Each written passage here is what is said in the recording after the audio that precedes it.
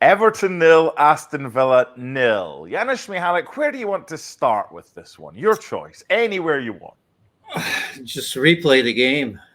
So we have something to say about it, I guess. I mean, you can always get something out of it, right? I mean, points are points and both will take it. But ugly, scrappy, and just one of those games that never had the flow that I suppose we would want it to see. Never had the flow that Aston Villa were striving for, right? Because they do depend on a lot of that as well. For Everton, I think every point is so important. I don't know if they would have settled for one. I hope not, because I think, if you look at the table, look at where they were before this game, and certainly where they are right now, it's not pretty. So at home, I expected a lot more from Everton in terms of going forward, because I think the first half had a little bit of a flow. Villa obviously scored a great goal, Mark, that didn't count. But in that time, or during that time, for 15, 20 minutes, Villa looked the part. And Everton probably enjoyed the way the game was going, trying to hit Villa on the counter. But after that, it just stopped start, and it wasn't good to watch. I've seen worse 0-0. So this was nowhere near the worst 0-0 draw in the world. It had something. It had a tempo, and it had a bit of aggression, and a bit of aggro, and a bit of chippiness as well. Why don't we start with the disallowed goal, and let's take our frustrations out on VAR and the way it's used by the PGMOL in England. So, written this down. 17 minutes 34 seconds, Alex Moreno scores. 21 minutes 18 seconds, the goal is eventually chalked off for offside. That's 3 minutes and 44 seconds. They thought they had a lot to look at. That looked pretty simple to me. It's offside. Why did it take as long? Well, it's simple to us, but I guess apparently maybe it wasn't, because there was a couple of situation, a foul and an offside. But I mean, the lines are what they are. I don't think they did it purposely. It must have been a lot closer than you thought, and perhaps many of us But thought. it wasn't. It wasn't, and that's the thing. I mean, offside, it negates everything else after that, because that's the time of the initial through ball. It doesn't matter if there's a foul in the middle. If he's offside before he puts the ball in, that's the issue. And they eventually, in the second half, I think it was, showed the lines, and it's pretty clear that that's offside. The only thing I would say about that, I think it's I'm assuming that starting next year you're going to have that semi-automatic offside, where it's going to make it a little bit easier.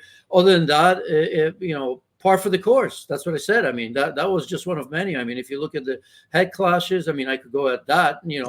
Players bleeding, but yet they're all of a sudden everybody's fine to always continue on playing. Where we thought that maybe, just maybe, they needed a little bit more time to make sure that players are okay. So, between the yellow cards and again, I think it was smart in a way from Everton. It was always going to be that sort of game, because Everton are so physical, with Dakura being a back in the team, which was so important, obviously, because he was gone for 5 games and they haven't won any. It was always going to be physical, and I think Everton and Sean Dyche wanted to make it that way.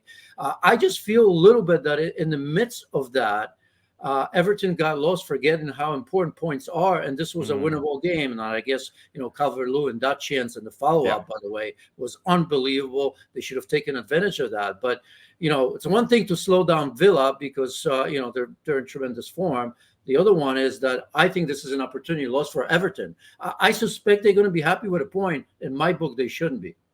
I think that's a really good point that you've raised, and it was also raised in commentary as well. Andy Townsend was in co-coms, and he said, look, this is an opportunity for Everton to have a go. They're at home. They've got their fans behind them. Yes, they're against a decent side, but they at times looked more likely to score with less of the ball than Villa did with more of the ball. And you mentioned Dominic Calvert-Lewin. Let's kind of revisit that chance. And one of the stats that came up, which I found very interesting, Dominic Calvert-Lewin has scored 2 goals from big chances out of 12.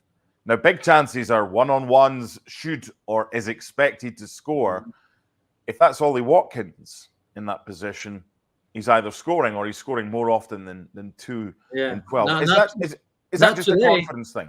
No, Not no, you're today, right. Ali. But is that just a confidence thing for Calvert-Lewin? Well, it is. I mean, look. I mean, he's been in and out for last 2 years, 3. Yeah, He yeah. hasn't had a run of games. He hasn't scored in like 13, I think now, counting this one.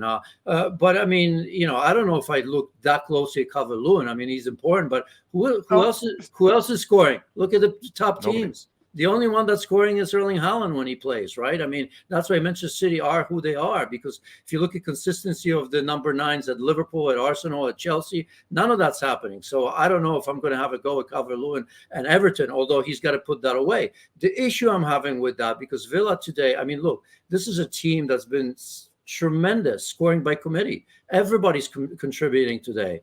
But today, if you look at Bailey, if you look at Watkinson, look at Diaby, non-existent, right? I mean, for the most part, they weren't the dangerous men. Even when Villa were at their best during this game, it was Kamara, it was Alex Moreno, it was Douglas Luiz, other players that looked more dangerous than their front three. So I think that's why if you Everton and if you Calvert-Lewin, because you're right, in that situation you'd expect the goalkeeper to score, but I mean you'd expect Calvert-Lewin to score. But take nothing away, by the way, from Emi Ramirez. Still a great save. Oh, yeah, the goalkeepers were excellent. And I wasn't having a go at Dominic Calvert-Lewin. I'm just suggesting if you can get a run of games and get a couple of goals, then hopefully that form that we know he's capable of will come back. But I think right now he'll be on the outside looking in when the Euros squad is named. First 0-0 draw, by the way, for Unai Emery in the Premier League in all of his spells. That's 98 games. And finally, a goalless draw. Janusz, what are Aston Villa? So they're now level on points with Man City, having played a game more and a couple of points behind Liverpool. Are they A, title contenders, B, top 4 contenders, or C, punching above their weight? I think they're top B and C, I think, in a way. I think at some point we all have to take Villa seriously as a top 4 contender, don't we? I mean, we just do. Because I think most of us still feel that the bottom is going to come off just a little bit, right? And it may happen, of course. All teams suffer from that from time to time. But if you look at Villa, I mean, they're playing good football. They're playing attacking football. We like to watch them. As we mentioned, they get contributions from everywhere for the most part, and that's important. They're a great team at home, nearly unbeatable. They have a great goalkeeper, and they have a super good and experienced manager, Unai Emery. So I think when you put that all together and you look at this, within 2 points, obviously an extra game of top spot level, I think, with Manchester City at this stage, and we continue. And even today, the game wasn't great, but still a point away from home, which obviously that's been a bit of an issue. But I mean, not terribly so. Villa aren't terrible away from home. I mean, if they were as good as away as they are home, they'd be champions, right? Yeah. So I mean, it's a big ask. But I think they're a very, very good team. Who this season, when you look at everything, that you're talking about 6-7 teams fighting for the top 4, maybe even more. Who knows? If Chelsea continue to run and Manchester United wakes up, I think you have to look at Villa as a definite contender for top 4.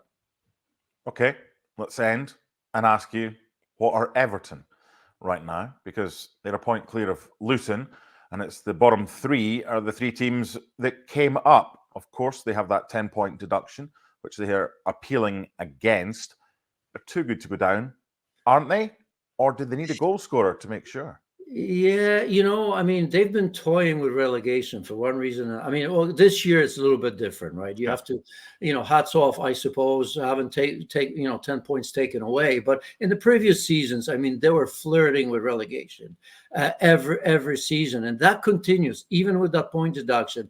And it just makes you wonder at what stage. I mean, you keep fighting, and they've been playing good football. Now they're winless in last 4, obviously 3 losses and a draw here at home. And yes, it seems that they're good enough to do better, but yet look where they are. I mean, did you think that Luton of all teams is going to be level with Everton ahead of this game? Even with the points deduction. So look. I don't know what to make of Everton. I do think they're too good to go down, But there comes a point where if you continue to do this, to go through these spells that you win 2 or 3, and then all of a sudden you're 4 unbeaten, I mean, you're going to pay the price. So I don't know what's going to happen with the point deduction, but forget that for a second, because we just don't know.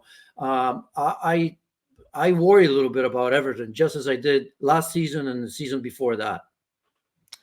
0-0. It finishes at Goodison, and Everton now a point clear of Luton, who do have a game in hand, though. So still plenty to go at the foot of the table. And for Villa, yes, it's a point, but could it have been more? Probably a fair result at Goodison. Everton 0, Aston Villa 0.